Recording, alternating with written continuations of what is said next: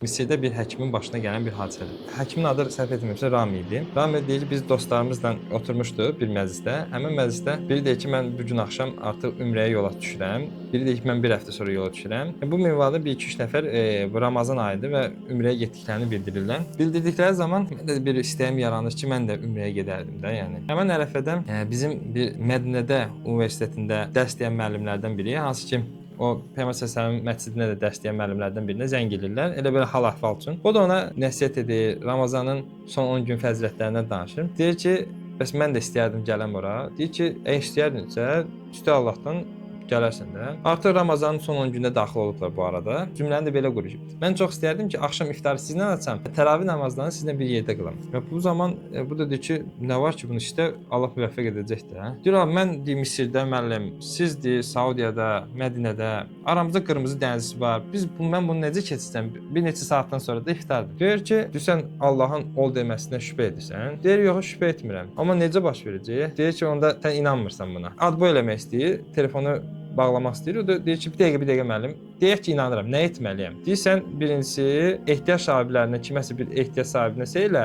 Hətta bunu deməmişdən qabaq fikirləşdim ki, mənim ölkəmdən kimisə bir tanış bir adamın nömrəsini verəcək ki, ala buna zəng elə, bu sənin üçün hava limanından bir dənə bilet ayarlasın. Sən samolyotda min, təyyarəyə min. Gəl bizə Mədinəyə gəl. O da mənə qayıt edir ki, yox, bir dənə sən ehtiyac sahiblərindən, qohumlarından, ətrafında olan ehtiyac sahibindən bir ehtiyacın qarşılar. Bir də belə bir hədis var. Bir səhabə yaxınlaşıb Peyğəmbər s.ə.və yaxınlaşdı ki, mən duamda nə qədər salavat gətirim? O da deyir ki, məsələn, duanın 4/1, sonra 3/1, sonra yarısı. Deyir, bu sənə bəs edər. Yəni bu hədisə əsasən o da qayıdıb deyir ki, bir də salavat gətir Peyğəmbərimizə. O da deyir ki, yaxşı. Telefonu adbo eləyir, başlayır salavat eləməyə. Bu arafədə deyir ki, girir, baxır ki, hava limanından biletlərin qiymətlərindən, təyyarələrin qiymətləri görür ki, hamısı 7000 dirhəmin üstündədir bütün biletlərin qiyməti. Mənim də 6000 dirhəm pulum var cəmi. Deyirəm, mən neyniyəcəm axı? Mən pulum da yoxdur, pul da çatmır bu dəqiqə şey eləməyə. Zəng edirəm anama, anamdan soruşuram ki, anam, bəs bu yaxınlarda bizim ətrafımızda qohumlardan falan kim var ki, məsələn, ehtiyacı olan sədəqə? Deyir, bəs falan qohumumuz var, bəs evini təmir edir, bu qədər pulu çatmır. O da deyir, yaxşı, zəng edir ona,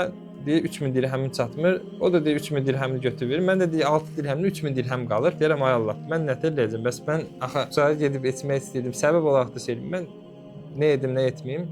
Qalır belə. Deyirəm 3000 dəqiqə 3000 dirhəmlə qalır. Elə həmin anda bir dəfə də internetdən baxmaq istəyir biletlərin qiymətlərinə. Görür ki, həmin gün bir dənə bilet çıxdı. 3000 dirhəm dəyərində. Deyir 3000 dirhəmdə mən indi şokdayam. İndi almaq istəyirəm. İndi ala bilmirəm. Çünki 3 saatdan sonra uçaq var. Bəs təyyarə uçuşudur 3 saatdan sonradır. Mən də bileti almaq istəyirəm, bilet alıram. Bileti də ən azı bir neçə gün öncəsində alınmalıdır. Və bunu almaq üçün mən cəhd edirəm, ala bilmirəm. Cəhd edirəm, ala bilmirəm. Artıq pes etmək ərəfəsində mənim telefonuma zəng gəlir. Hansı ki, bir pasiyentlərimdən biri zəng edir mənə. Ürəklə bağlı bir hər hansı bir sual olur, onu soruşur məndən. Mən ona cavab verirəm. O da həmin ərəfədə telefondan səs gəlir ki, diyu. Mən də soruşuram, sən harda işləyirsən? Deyir, bəs mən hava limanında işləyirəm. Biletlərin bronzlaşdırılması şöbəsində. Yaxşı. Deyir, bəs mən bilet almaq istəyirəm. Bu günədir. Mən onu ala bilmirəm. 3 saatdan sonra təyyarə uçuşur. Deyir, göndər mənə, skan elə. Heç pulu da lazım deyil. Mən ödəyəcəm. Pulunu da deyir ki, skan edirsən. Amma deyir, 1 saat qalmış çat özün. Hava limanına çat. Nəysə 1 saat qalmış mən özümü yetişdirirəm hava limanına. Təyyarə belə şeyinə çatanda mənim nə vizam var, nə bir şey, heç nə viza da almamışam. Viza kontrol yoxlayanda belə deyir, vizan hanı? Deyir, yoxdur. Deyir, bəs nə ümrə eləməyə gedirsən? Deyir, hə, ümrə eləməyə gedirəm. Bəs necə gedəsən? Deyir, nə, mən Allaha təvəkkül eləmişəm. Salavat deyirəm, gəlmişəm burada. Çiçəkli. Deyir, hə, bəs vizan yoxsa gedə bilməzsən axı. Deyir ki, belə, deyir ki, yaxşı, kimsə səni gözləyir orada, kimsə dəvət edib səni. Deyir, yox. Bəs deyir ki, bəs necə? Deyir, nə, belə gözləyirəm. Deyir, bir an sual soruşanda, deyir, mən ona qayıtım dedim ki, mən həkiməm, bəs burada insanlara, burada işləyirəm, burada çalışıram.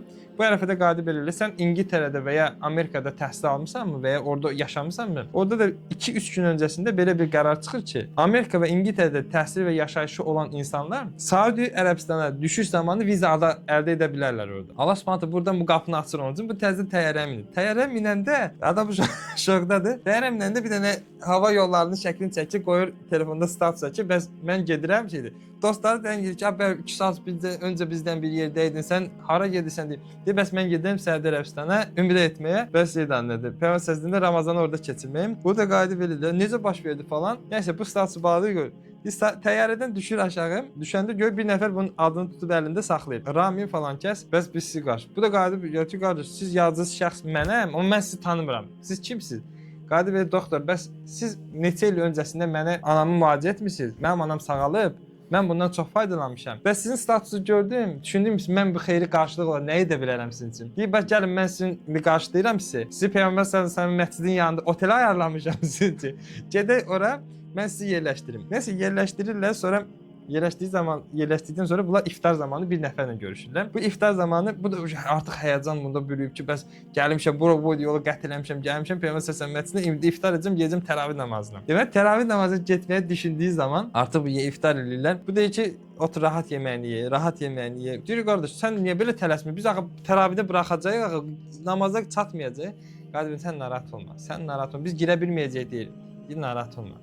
Nəsə gəlirik çatır Peyğəmbər sallallahu əleyhi və səlləmin məscidinə. Hamı qapılar bağlıdır. Adam cibindən açarı çıxardır, qapını açır, daxil olur içəri, gedir Peyğəmbər sallallahu əleyhi və səlləmin məscidində yaxşı bir yer tapır. Oradan ibadət eləmə namaza. Qardaş, bəs sən, yaxşı sən harda işləsən? Deyir mən bütün bu axranaların elə mühafizə xidmətinin rəisiyəm.